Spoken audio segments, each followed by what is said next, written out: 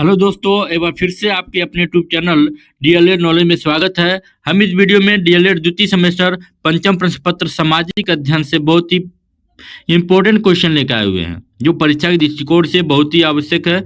चलिए चलते हैं पहले क्वेश्चन की तरफ। हमारा पहला क्वेश्चन है कि भी आकार की घाटी नदी के किस मार्ग से बनती है। तो ये क्वेश्चन बहुत ही इंपॉर्टेंट है। आपके पास जो भी सीरीज होगा देखना ध्यान से, उसमें आपका निचली मार्ग दिया होगा, ध्यान दीजिए, लेकिन वह सरासर गलत है। जो भी आकार घाटी नदी के मार्ग से बनती है वह ऊपरी मार्ग से बनती है। ऑप्शन नंबर अ सही होगा। तो ध्यान रहे कि आपके सीरीज में कुछ क्वेश्चन गलत भी हो गए हैं, ठीक है, तो इस पर विशेष ध्यान दीजिएगा। आगे बढ़ते हैं कि पृथ्वी का औसत घनत्व कितना होता है। तो ऑप्शन नंबर ब हो जाएगा 5.5 होता है, 5.5, ठीक है। आगे बढ़ते हैं। अगला जो हमारा प्रश्न है कि भृगु का निर्माण कहाँ होता है। तो भृगु का निर्माण जो होता है, ऑप्शन नंबर ब, समूह के किनारे होता है। समुद्र के किनारे, इसको देखिएगा, समुद्र के किनारे होता है, ठीक है। आगे बढ़ते हैं कि प्रारूप समिति के अध्यक्ष कौन थे। तो इसके जो अध्यक्ष थे वो डॉक्टर भीमराव अंबेडकर थे। ऑप्शन नंबर और सही जवाब हो जाएगा।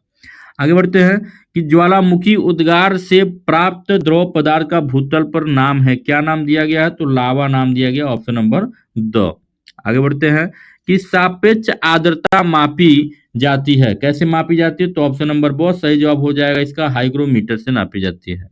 आगे बढ़ते हैं कि ध्वनांतरित किस काल के वैद्य थे। तो ये जो थे, ऑप्शन नंबर ब, गुप्त काल के वैद्य थे, धनवंतरी। आगे बढ़ते हैं, अलाउद्दीन खिलजी ने कितने वर्ष शासन किया। तो अलाउद्दीन खिलजी ने 20 वर्षों तक शासन किया। ऑप्शन नंबर 100 सही जवाब हो जाएगा। आगे बढ़ते हैं, मित्र विलास पहसन नामक पुस्तक के लेखक कौन है। तो ऑप्शन नंबर अ, महेंद्र वर्मा है इसके लेखक, ठीक है। आगे बढ़ते हैं कि जौहर प्रथा का प्रचलन था। तो जौहर प्रथा का प्रचलन राजपूत काल में था। तो ऑप्शन नंबर 2 सही जवाब हो जाएगा। जब बजट जिसमें आय व्यय बराबर होता है उसको हम क्या कहते हैं। तो संतुलित बजट कहते हैं। बहुत ही अच्छा क्वेश्चन है। आगे बढ़ते हैं कि भारतीय कृषि में निम्न उत्पादकता का कारण क्या है। तो ऑप्शन नंबर 2 इसका सही जवाब हो जाएगा, उपयुक्त सभी। आगे बढ़ते हैं कि कृष्णदेव राय के दरबार में अष्ट दिग्गज थे। तो वह सही जवाब हो जाएगा, उसमें 8 तेलुगु कवि थे। आगे बढ़ते हैं कि मानसूनी पवन कहलाती है। तो मानसूनी पवन मौसमी पवन कहलाती है। आगे बढ़ते हैं कि 66 अंश से ध्रुवों के मध्य पाए जाने वाले ताप कटिबंध क्या है। तो ऑप्शन नंबर 100 सही जवाब हो जाएगा, उष्ण कटिबंध, ठीक है। आगे बढ़ते हैं कि भारतीय संविधान में कितनी सूचियां हैं। तो ऑप्शन नंबर 100 सही जवाब हो जाएगा, 3 सूचियां हैं। आगे बढ़ते हैं, अर्थव्यवस्था में पूंजी का बाजार कौन बनाता है। तो अर्थव्यवस्था में पूंजी का बाजार शेयर मार्केट बनाता है, शेयर बनाते हैं, ठीक है। आगे बढ़ते हैं कि मूल्य मापक का कार्य मुद्रा का क्या होता है, प्रमुख कार्य होता है। तो ऑप्शन नंबर 100 सही जवाब हो जाएगा। आगे बढ़ते हैं कि दशावतार मंदिर कहाँ पे है स्थित। तो ऑप्शन नंबर ब, देवगढ़ में है। कहाँ पे है, देवगढ़ में। पृथ्वी के केंद्र को क्या कहा जाता है। तो पृथ्वी के केंद्र को क्रोड कहा जाता है, ठीक है, याद रखिएगा। आगे बढ़ते हैं कि वायुमंडल में पाई जाने वाली ऑक्सीजन की मात्रा कितनी है। तो ऑप्शन नंबर 100 सही जवाब हो जाए, 21% ऑक्सीजन और 78% नाइट्रोजन पाया जाता है, याद रखिएगा, ठीक है। आगे बढ़ते हैं, हमारे मूल संविधान में कुल अनुसूचियां कितनी है। तो 12 अनुसूची है। ऑप्शन नंबर 100 सही जवाब हो जाएगा। आगे बढ़ते हैं कि संविधान सभा की प्रारूप समिति के अध्यक्ष कौन थे। तो ऑप्शन नंबर ब सही जवाब हो जाएगा, डॉक्टर भीमराव अंबेडकर।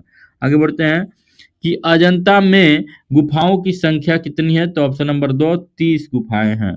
आगे बढ़ते हैं कि बिंदुसार की मृत्यु के समय अशोक किस स्थान का वायसराय था। तो ऑप्शन नंबर अ हो जाएगा सही जवाब, तक्षशिला के। आगे बढ़ते हैं, किस सम्राट के शासनकाल में हुड़ों ने प्रथम बार आक्रमण किया। तो ऑप्शन नंबर 100 सही जवाब हो जाएगा, कुमारगुप्त के शासनकाल में।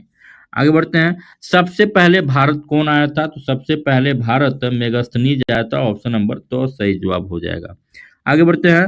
हर्षचरित के रचयिता कौन थे? तो हर्षचरित के रचयिता तो थे वो बाण भट्ट थे। ऑप्शन नंबर बहुत सही जवाब हो जाएगा।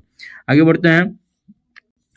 पाल वंश की स्थापना किसने की थी? तो पाल वंश की स्थापना गोपाल ने किया था।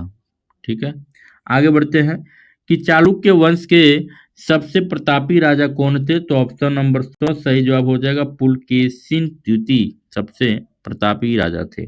आगे बढ़ते हैं कि संविधान निर्मात्री सभा के अध्यक्ष कौन थे? तो ऑप्शन नंबर ब हो जाएगा डॉक्टर राजेंद्र प्रसाद जो थे। आगे बढ़ते हैं कि भूजल स्रोत है, तो भूजल स्रोत कौन है? तो ऑप्शन नंबर अ वर्षा का जल। आगे बढ़ते हैं। मकर संक्रांति के समय सूर्य सीधा चमकता है, तो कहाँ? ऑप्शन नंबर 100 मकर रेखा पर एकदम सीधा चमकता है। आगे बढ़ते हैं कि भारत का मानक समय निर्धारित किया जाता है, तो ऑप्शन नंबर 2 82 पूर्वी देशांतर से निर्धारित किया जाता है। आगे बढ़ते हैं। कौन सा मूल अधिकार नागरिकों को प्राप्त नहीं है? तो ऑप्शन नंबर ब संपत्ति का अधिकार। ठीक है।